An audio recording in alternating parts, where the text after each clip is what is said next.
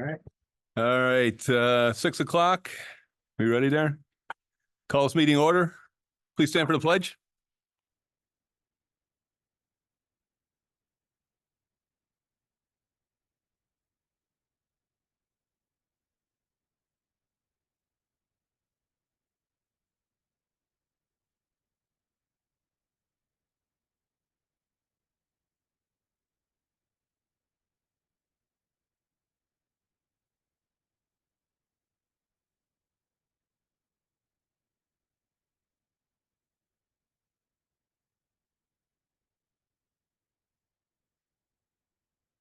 I'd like to first acknowledge David Lowery from Erie County School Board Association. Thanks for coming out tonight.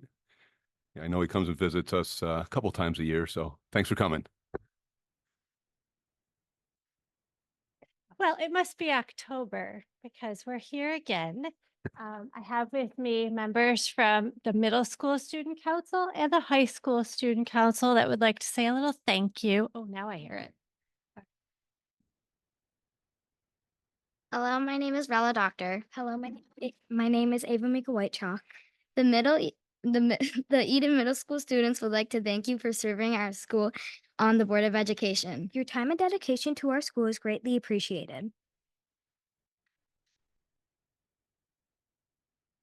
Good evening. My name is Daniel Shunk. The Eden High School Student Council would like to thank you for your leadership and commitment to our community and for your support of our mission to continually improve the education system for our students. Our district, without a doubt, better because of our team.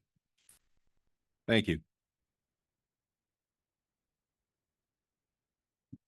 And in your bags, you have a gift card to Eagles from the high school and from the middle school. Sure, fine.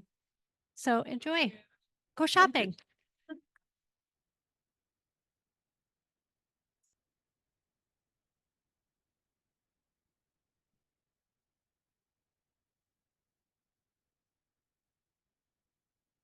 Next, we have a presentation, special ed ICT update. Mrs. Maxon.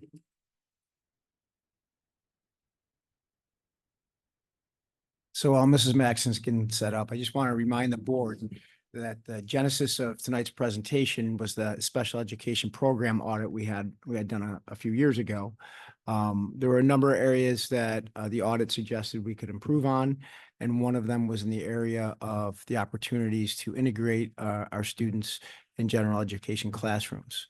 So Mrs. Maxon is going to talk about where we were, where we are today, and where we're going to be in the very near future.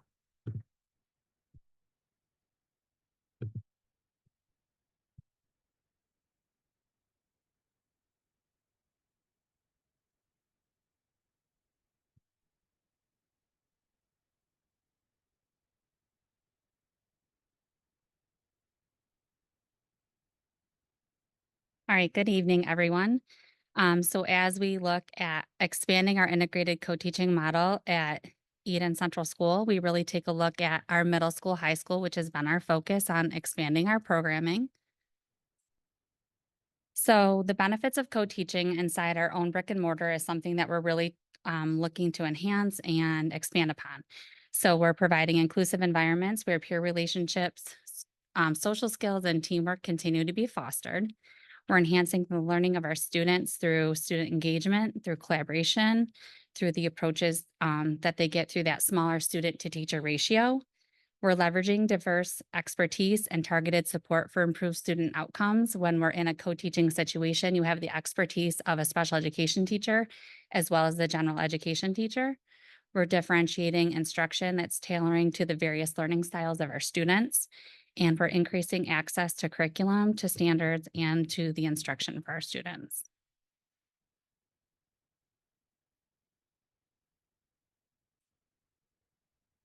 As we've expanded upon our model, we have looked to different types of training and coaching supports.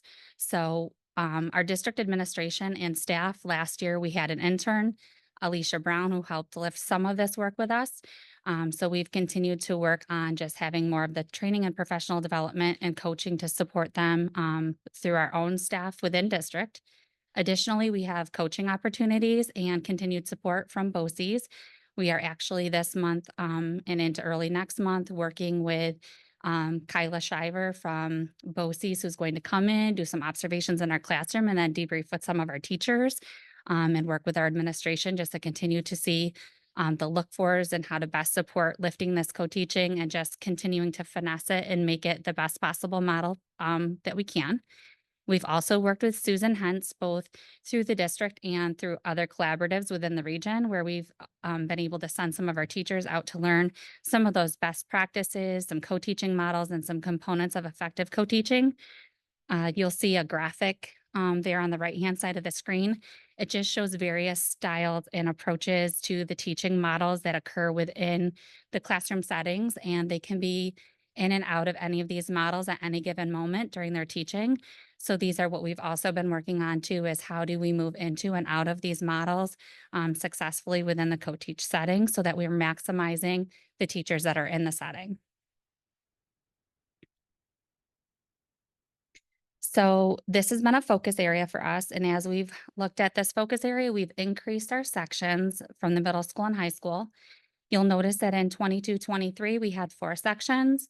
In 23-24, we had 13 sections. And in 24-25, we are up to 18 sections that are offering co-teaching within our gen ed classrooms that have that special education teacher in there at the same time, supporting those students.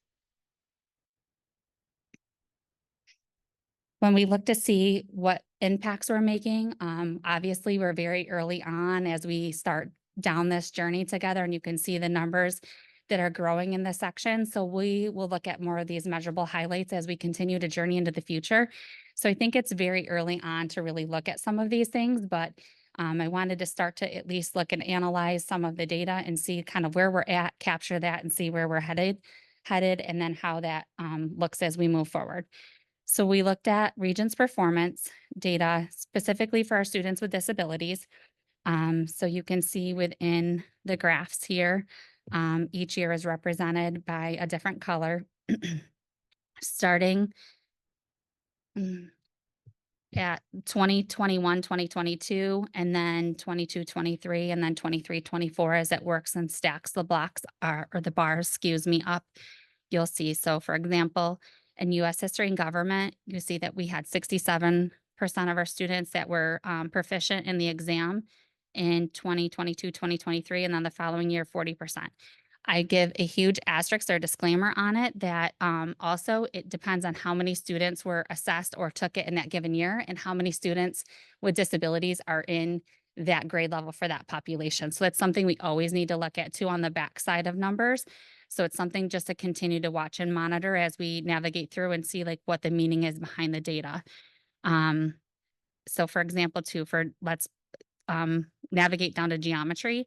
You see that 25% of students were proficient in 21-22. So for example, we had 4 students take it that school year and 25% were proficient. But then the following school year, we had 100%. There were 2 students who took it in that category. And the following school year, which was the 23-24 school year, there were 3 and we were at 100%. Again, something for us to just keep our eye on as we're monitoring the data and seeing how increasing that support in the classroom is benefiting our students and helping us to continue to grow. In the next category, this next data highlight is really looking at what is the district overall data profile look like in regards to our students who are in separate settings, those who are in gen ed settings, and the percentage of the day, and students with disability dropout rate and graduation rate. Our big 3 keyed in items is we're really looking at our students who are in the gen ed setting, 80% of the day or more. We like to see the number where it's at, consistent to where it's at and continuing to grow. And then our students with disabilities dropout rate, obviously we want to see that trend continue to go down, and we are seeing that happen. So for example, in 2021, you can see that there was 10.5%. And then in 2022, 2023, it was down to 4.5%. Same thing with graduation rate. You're looking for that to be going up. So you can see that in 2021, we had 78.9%, 21-22 at 75%. And then in 22-23, you can see 86.4%.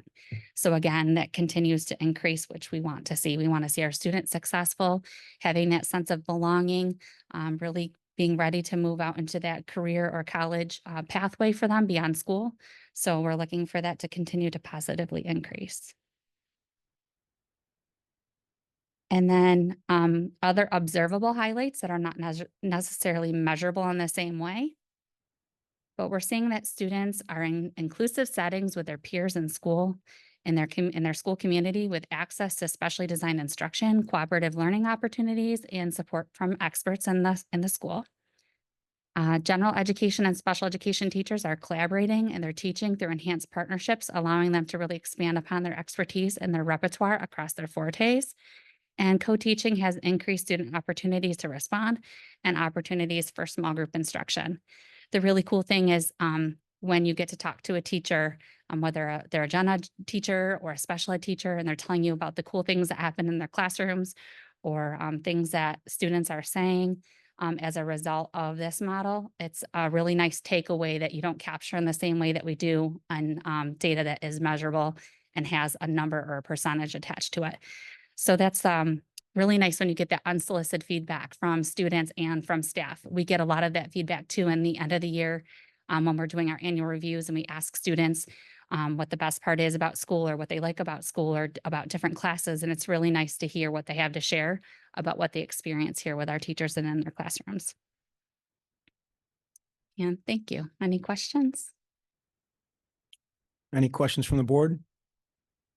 Okay, well, so before you go, I just want to highlight and thank you for your leadership in this area. You and I obviously are aligned in the importance of inclusive education, and through your leadership, there's many more people that think that way. In fact, I do want to thank Chris Pollock as well, the special education department chair, as well as all of our special education teachers and our general education teachers who have embraced this philosophy and are working together on behalf of our students. You know, interestingly, we looked at some data tonight about percent passing and whatnot, and that was exam related data, correct? Yes. Okay. Mhm. And I'm sure this board has heard some and will hear a lot more about the results of the Blue Ribbon Commission examining graduation requirements and the different opportunities our students will be able to experience in order to qualify for a diploma well beyond just an exam. So while we started pursuing inclusive education because it's the right thing to do, and it absolutely is, we were kind of ahead of the curve. Because quite frankly, when we started this, we didn't hear about the Blue Ribbon Commission. But our district will be in very good shape for those multiple pathways that are sure to come. So again, thank you for your passion, your leadership, and all those that you work with as well. Thank you. And Thanks, thank you as well to the rest of the administration and the teachers. Mary, one other question. So we went from 13 to 18. Where do you think the top levels, like what would be optimum number of sections that are co-taught? Okay. So maybe 20 maxing it out probably, or?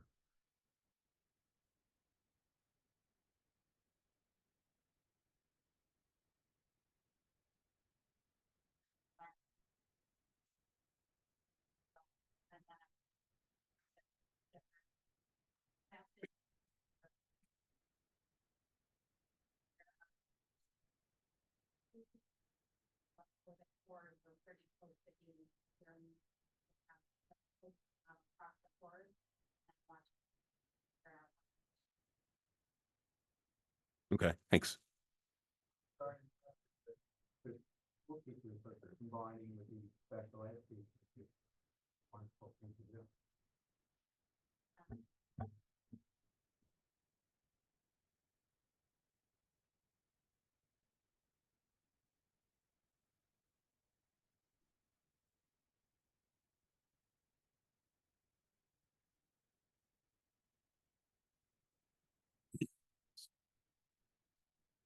Are there any requests to withdraw specific items from the consent agenda?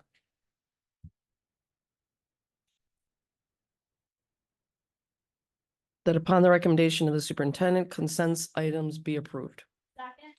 Any discussion? All in favor? Aye. Any opposed? Any abstained? I have to abstain from section O, numbers 13 and 15, but I approve everything else. Thank you. Motion carried. At this point, it's approximate position and time that the board has designated to receive statements from individuals and groups.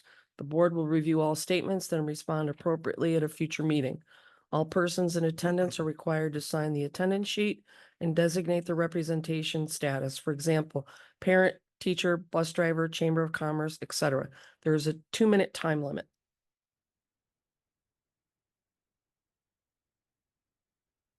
Anybody? Nobody? Okay. All right. Next is new business resignations.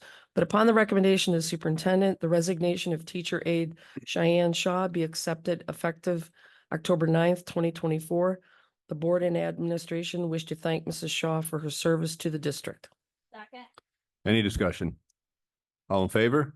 Aye. Any opposed? Any abstained? Motion carried. That upon the recommendation of the superintendent, after successfully completing his probationary period, Dwight Seymour be permanently appointed as a bus driver effective November 20th, 2024. Any discussion? All in favor? Aye. Any opposed? Any abstained? Motion carried. That upon the recommendation of the superintendent, Brittany Bake be appointed on probation as a teacher aide effective October 9th, 2024 and ending April 8th, 2025. Salary is based upon CSEA contract level 4, step 1. Any discussion? All in favor? Aye. Any opposed? Any abstained? Motion carried. That upon the recommendation of the superintendent, Patty Beckstein be appointed on probation as a teacher aide effective October 21st, 2024 and ending April 20th, 2025. Salary is based upon CSEA contract level 4, step 1. Any discussion? All in favor? Aye. Any opposed? Any abstained? Motion carried. That upon the recommendation of the superintendent, Kelly Gavin be appointed on probation as a teacher aide effective October 17th, 2024 and ending April 16th, 2025. Salary is based upon CSEA contract level 4, step 1. Any discussion? All in favor? Aye. Any opposed? Any abstained? Motion carried. That upon the recommendation of the superintendent, Rebecca Cruz be appointed on probation as a bus attendant effective October 17th, 2024 and ending April 16th, 2025. Salary is based upon CSEA contract level 4, step 1. Note, Rebecca is currently a bus sub attendant in the district. Second. Any discussion? All in favor? Aye. Any opposed? Any abstained? Motion carried.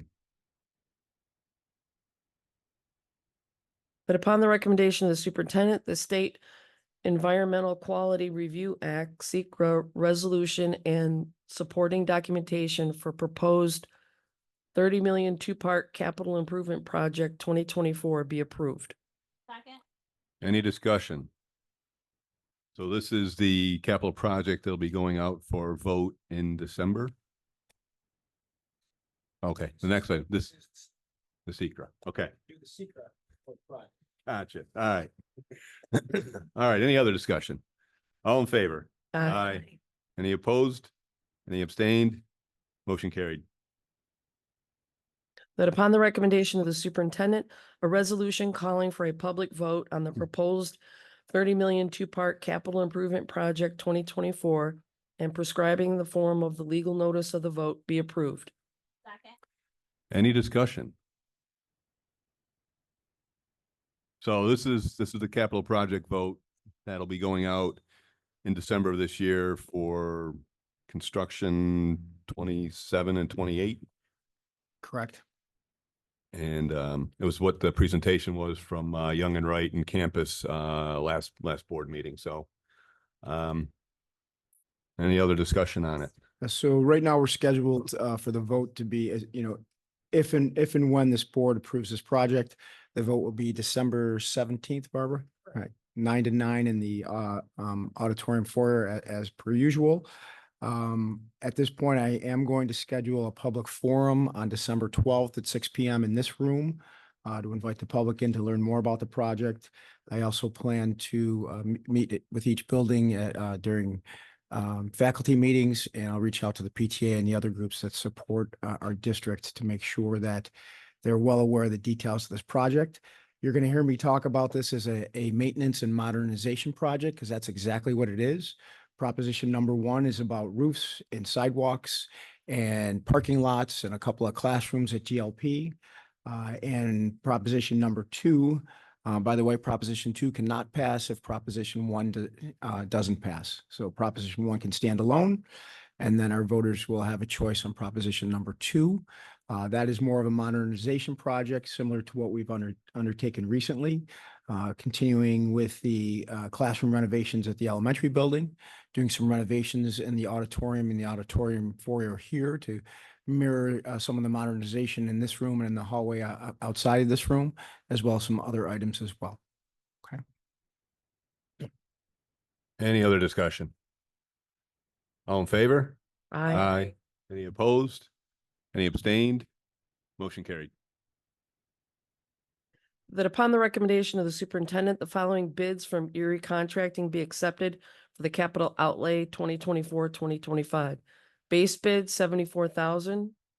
Alternate number 1 corridor door C 1.1 replacement 11,500. Alternate number 2 exterior vinyl graphics 3,600. Overall contract total 89,100. Second. Any discussion? Sure, just a way of explanation. This is to continue the outstanding work that we've already completed in our athletic entryway. This will address the vestibule and the in need of repair floor in that area, some interior doors, and some exterior vinyl graphics as well. Any other discussion? All in favor? Any opposed? Any abstained? Motion carried. That upon the recommendation of the superintendent, the hours of bus driver Paul Winter be reduced from 5.75 per day to 2.5 per day. Second. Any discussion? All in favor? Any opposed? Any abstained? Motion carried. That upon the recommendation of the superintendent, middle school, high school library items on the attached sheet be accessed and disposed of as the district deems appropriate. Second. Any discussion? All in favor? Aye. Any opposed? Any abstained? Motion carried. That upon the recommendation of the superintendent, the student council overnight field trip to Lake Placid, New York for the NYSCLSA conference, November 24th, 2024 to November 26th, 2024 be approved. Second. Any discussion? Sounds like a ski trip to me. Any other discussion? All in favor? Any opposed? Any abstained? Motion carried. Next, we have the business report. Okay, so school tax bills were due yesterday, 10/15. As of today, we have collected about 81% of those school tax bills for the school tax levy this year. Any payments beyond this point will now incur interest and penalties. So that's kind of just school tax bills. For sales tax, we did receive the Q3 2024 payment from Erie County. That was down 0.75% from the prior year, so Q3 of 2023. So we'll be monitoring sales tax payments throughout the school year. One for the budget for the 24-25 year, just to make sure we are in line with what we had budgeted for revenue, but also as we start heading into budget season, planning for the 25-26 budget year, we want to make sure that we're budgeting that revenue accordingly. So while we weren't down too much, 0.75%, about $5,000, we just want to make sure we're monitoring that throughout the year and then heading into next year. Any questions? No. Just one. 81% seems low. Is that historically low, or do we not know that? compared to other years? Last year around this time, we were at 88%. Okay. So a little bit lower bit than low. normal, but Okay. not too terribly off. Okay, thank you.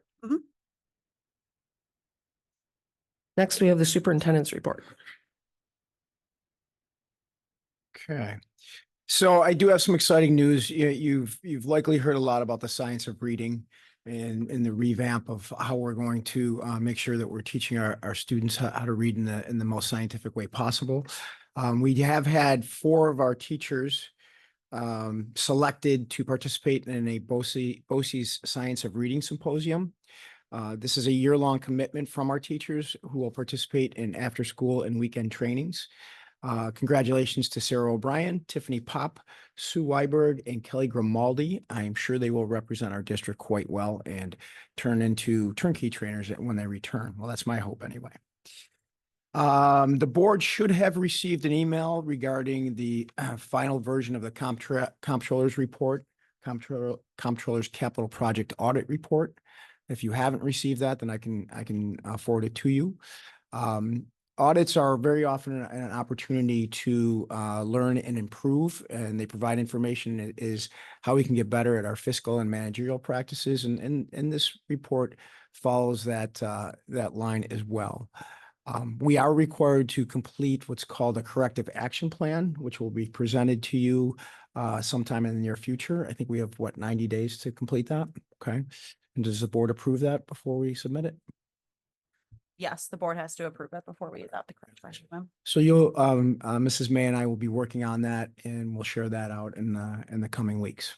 Okay. Any questions about the comptroller's report at this point? Okay. Thanks also to the Facilities Committee and Young and Wright and Campus Construction Management for the planning and preparation for the project that you just approved. And as I outlined earlier, we will work towards making sure our community is aware of the details of that project as possible. I'm sure I will work on a video with our PR specialist to make sure that we get that out on social media in probably late November, early December. Okay. The board also has probably heard about, and if you haven't, you will, about a new state education department initiative around what they're calling regionalization. This is a multi-step initiative that is tasking districts to gauge their strengths and their needs, including examination of past successes. Our district is well on the way to meeting the November 1st deadline for reporting back to SED on a number of data points, both academic and financial. And tomorrow, the administrative team and I will be having a deep discussion on where we see our strengths and needs as a district. I anticipate that work will then be forwarded to our district level shared decision-making team so that we get some more general input and how we can continue to look at where our community, our school community feels we're strong and what areas we may find some weakness. So that's a good opportunity for some introspection, but the real goal is to create a space for leadership teams, including superintendents, to talk about what they think they're doing really well and where they might need to improve a little bit, to identify the possibility of future partnerships, all under the guise of making sure students, no matter what their zip code is, have equal opportunities across the state. So you're going to hear more about regionalization throughout the school year as well. Okay. Any questions on that? Okay. Tomorrow, I'm very happy to share, tomorrow's a really busy day, that tomorrow afternoon, Stephen Jones and some student representatives and I will be recording a podcast highlighting the Chopper Club. You may recall, yeah, pretty neat. You may recall that a couple of years ago, Mrs. Carter and I recorded a podcast about early childhood education. This is an opportunity through ENSA, the Erie Niagara Superintendents Association, to highlight some unique things about our district. And the Chopper Club certainly is unique. So I look forward to working with Mr. Jones and the students tomorrow. And of course, we'll let you know when that podcast goes live. Okay. And my last comment for tonight is I would like this board to know and understand how much I appreciate you. You volunteer your time, your effort, and your energy on behalf of this district. You're a pleasure to work with, and you certainly are appreciated. So thank you for all that you do. Thank you. Thanks. Next, we have student report, Daniel Shunk. So on the first day of school, we had a group of students called a Just Say Hello group, welcome students and teachers back on the first day. And during open house, high school students from this group welcomed and directed parents who attended the open house. They also held a tea and cookie reception having 150 students or well over 150 students attend and visited adults from the building while enjoying cookies and iced tea. And later in the month, we held the middle school student council elections, and we had our homecoming week where students would decorate the halls with a theme of board games. And then for Spirit Week, we had days where students would dress up and show their spirit, one of them being class color day. And for Wednesday of that week, we had our homecoming bonfire. Friday, we had our pep rally. And on Saturday, we had our homecoming dance. And that's it. Thank you. Thank you. Next, board report roundtable. I just have one thing. At our town board meeting last week, we actually had about 15 to 20 students there. It was in East Eden, so I was a little surprised when they all came in, but and they had some actually good discussion while we were at the town board meeting, which was nice. But one thing we brought up was about recruiting volunteers for the fire department. And ways that we can start getting young people involved. I know you have to be 18 to be an actual member, but now our fire departments are looking into a junior department or ways to get 16, 17-year-olds to start getting involved because we need recruitment for it.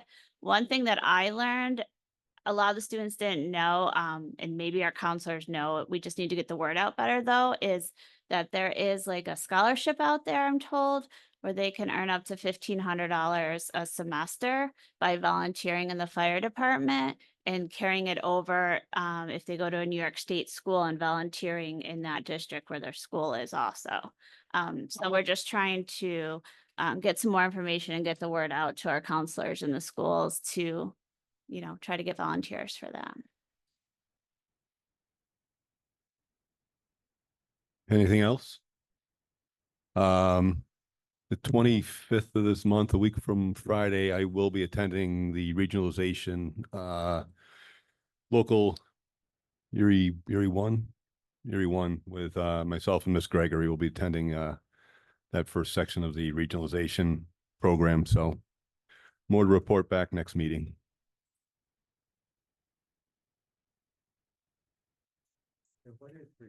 Sounds like you're trying to combine schools, and I know you just explained what it was, but I just don't like the word.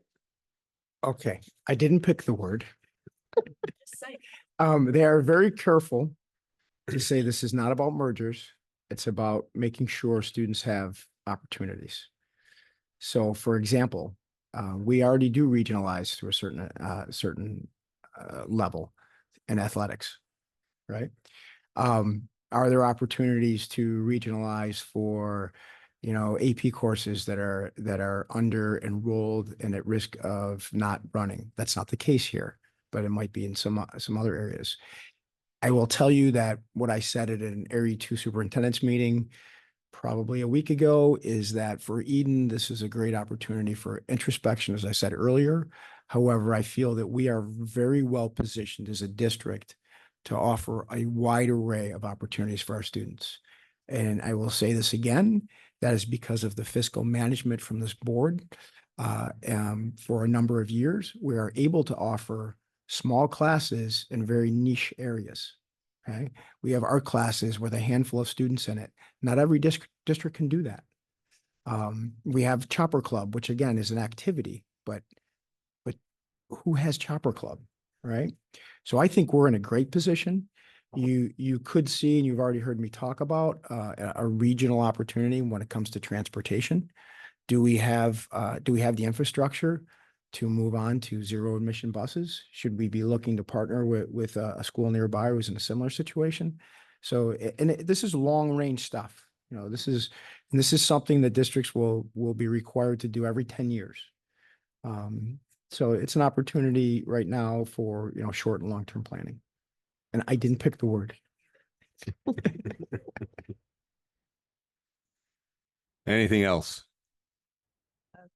No, but just that kind of reminded me, I just learned this past weekend that the robotics club or whatever is actually now part of the All Sports Booster Club, which I kind of love because it includes like kids who maybe just aren't athletic. So they needed a fall somewhere. So I just thought that was kind of neat.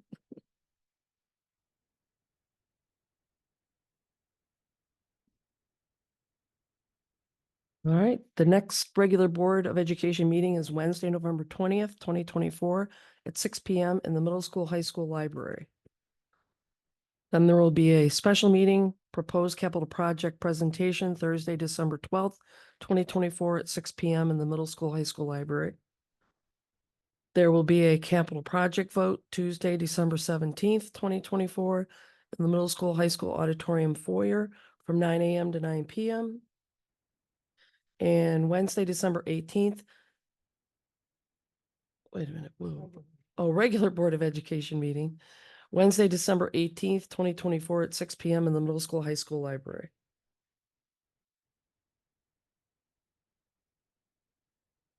That upon the recommendation of the superintendent, the Board of Education enter executive session to discuss the employment history of a particular person or persons. Second. Any discussion? All in favor? Aye. Thanks for coming, everybody.